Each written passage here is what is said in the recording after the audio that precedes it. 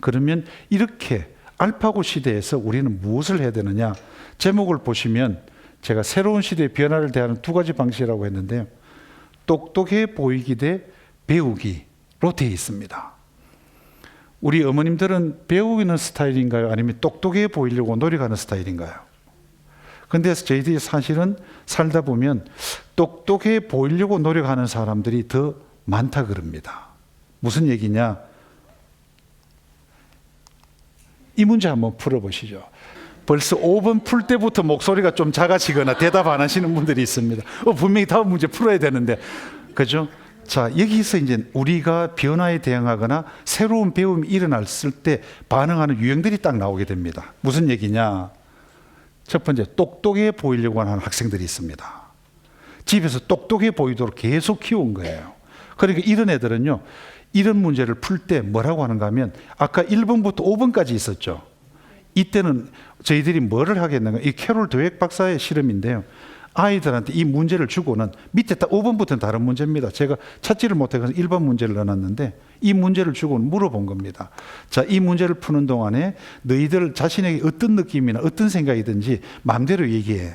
어떤 아이들은 초콜릿이 먹고 싶어요. 화장실 가고 싶어. 이렇게 말하는 아이들도 있어. 그러니까 생각나는 것은 뭐든지 말해도 돼. 이렇게 이제 부탁을 해둔 겁니다. 상황 이해되시죠?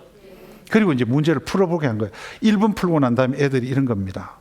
아이들 일반적으로 저는 이런 문제 100개도 풀 수 있어요.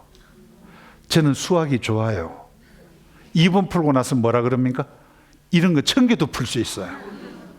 3번 풀고 나서는 10,000개도 풀 수 있어 그랬습니다. 4번, 5번까지 그랬습니다. 그런데 6번 문제를 딱 내주니까 아이가요. 그러면 뭐 해봐야 돼요? 조금 전까지 계속 성공했기 때문에 우리는 뭐라고 해야 됩니까? 이것도 한번 풀어볼래요? 이래 나와야 되는. 놀랍게도요, 똑똑해 보이려고 애쓰는 학생들이 있더라는 거예요. 이 아이들이 반응이 재미있었습니다. 뭐라고 하는가 하면 6번 문제가 나오자마자 딱 하는 첫 마디가요, 나는 수학을 잘 못해요. 이 말을 바로 해버립니다. 조금 전까지는 뭐라고 했습니까? 다른 애들하고 동일한 수행 능력을 보였는데 실패를 만나자마자 급전직하로 자기 능력을 떨어뜨리기 시작하더라는 거예요. 그러다 보니까 자신의 성공을 축소시키고 실패를 확대하더라는 겁니다. 무슨 얘기냐? 5번까지 풀었으니 5번까지 다 맞췄거든요. 그런데 6번, 7번을 보여준 다음에 너 아까 문제 다시 풀면 몇 개 정도 풀 수 있겠니? 물었더니요, 똑똑해 보이려고 하는 아이들이 이럽니다. 못 풀 것 같아요. 분명히 몇 개까지 풀었습니까? 5번까지는 풀었거든요. 그런데 뭐라고 하는지 못 풀 것 같아요. 아까 푼 문제 중에 몇 문제 정도는 맞춘 것 같니? 2문제 정도 맞춘 것 같아요. 성공을 축소하고 실패를 늘려나가더라는 겁니다. 이런 것들이 어른이 되면 어떻게 나오느냐? 왜 제가 질문 하나 하지 않습니까? 네팔의 수도는 어디입니까? 그 다음에 또 묻습니다. 뭐라고 합니까? 우주선으로 달날에 착륙한 첫 비행선의 부조종사는 누굽니까? 물어보면은요, 그만 입국 다뭅니다. 그런데 어떻게 알았어요? 예를 들어서 뭐 있겠습니까? 제주도에서 제일 많은 게 뭡니까? 삼다도 섬이라고 하는데 뭐뭐 많습니까? 여자, 물, 바람이 많다. 그래서 누군가 다시 그건 맞습니까? 물어보면 뭐라고 합니까? 저는 그렇게 알고 있습니다. 아니면 뭐 하면 됩니까? 제가 틀렸는데 바꾸면 되는데 이거를 못 하더라는 거예요. 이해됩니까? 그러다 보니까 얘네들은 아는 영역에 엄청나게 투자를 하는데 모르는 영역에 투자를 안 하더라는 거죠. 그런데 진짜 중요한 거, 성공해서 실패로 전환될 때 본인은 어떻게 느꼈을까? 이걸 갖다 저희들이 측정해 봤더니요, 부정적 감정을 바로 드러냅니다. 지루해요, 재미없어요, 안 하고 싶어요. 이해됩니까? 자기가 잘하고 있을 때 칭찬을 듣고 있는 동안에는 계속 그걸 하려고 애쓰더라는 겁니다. 그러니까 요새 보온밥솥 혹은 뭡니까? 밥솥 중에 제일 유명한 상표가 무엇입니까? 요새는 자기 집은 몇 평에 삽니까? 이런 거 물으면 대답을 너무 잘하더라는 거예요. 그런데 자기가 모르는 영역 나오면 대부분 뭐 해버립니까? 재미없어요, 안 할래요, 이럽니다. 그래서 강의할 때도요, 조금 재미있는 얘기를 해드리면 막 눈쪽에 반짝반짝반짝하고 막 들으려고 그럽니다. 조금만 이래 원론적인 얘기하면 뭐 하기 시작합니까? 재미없어요. 이거 봐요, 괜히 가자 그래가지고 내가 오늘 방송 가지 말자 그랬잖아. 오늘 딱딱한 주제라고 내가 그만큼 얘기했는데 빨리 가요.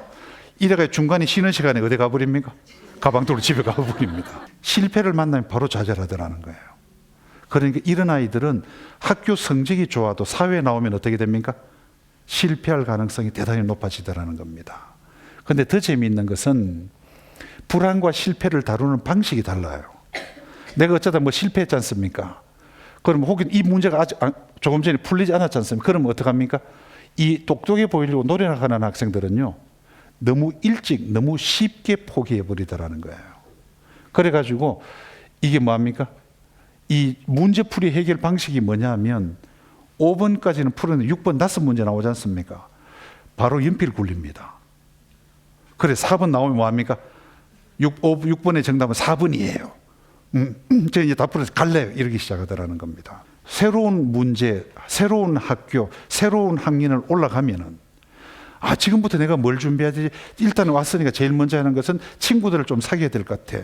이런 생각들을 하면서 점점점 접근적 행동을 해야 되는데 이걸 안 하더라는 겁니다. 그러다 보면 참 재밌는 게 성격적으로 무슨 문제가 생기는가 하면 친구 3명이 길을 걸어가고 있는 거예요. 그런데 어떻게 하다 통로가 좁아져요. 2명 가고 나만 뒤에 서게 됐습니다. 이래서 그 다음에 통로가 넓어지면 어떻게 됩니까? 나도 너희들하고 같이 가야지. 야, 너희들 아까 둘이 재밌게 얘기해서 나도 이제 내가 얘기 더 하고 싶어 하면서 옆에 서서 가면 되죠. 이게 노력하는 아이들의 특징입니다. 내 혼자 뒤떨어져 있다고 해가지고 나만 싫은가? 얘네들이 저들 둘이 더 친한가? 열등감 전혀 안 느낍니다. 그런데 똑똑해 보이려고 하는 아이들은요, 뒤에 혼자만 딱 떨어지지 않습니까? 얘들이 나 싫어하는가? 그러면서 이러는 거예요. 진짜 저들이 나 좋아하면 나를 부를 거야. 그냥 가는 거예요. 가는데 아무도 안 부르거든. 둘이 막 계속 재미있게 얘기하거든. 뭐라고 합니까? 세상은 원래 잔인한 거야. 인생은 혼자 살아가는 거지 뭐. 이래고 그만 서운해가지고 뭐합니까? 영화 보러 가다 말고 돌아서서 뭐라 그래? 나 오늘 일이 있어서 영화 안 볼래. 요게 영화에서만 일어나는 게 아니고 뭐도 합니까? 국어 공부를 따라가는데 어려워. 그러면 뭐 해야 됩니까? 다른 방법을 찾아서 들어가야 되는데 안 하는 겁니다. 왜? 어렵기 때문에 진짜 내가 아는 방식으로 가르쳐 주기 전까지 나 못 배울 거야. 이런 생각을 하기 시작하더라는 거예요. 이해됩니까? 그러면 문제와 변화를 맞이하는 방식이 이런 사람들은 새로운 장면에 갈 때마다 뭐 해야 됩니까? 상당 시간의 혼돈의 시기만 겪게 되는 거예요.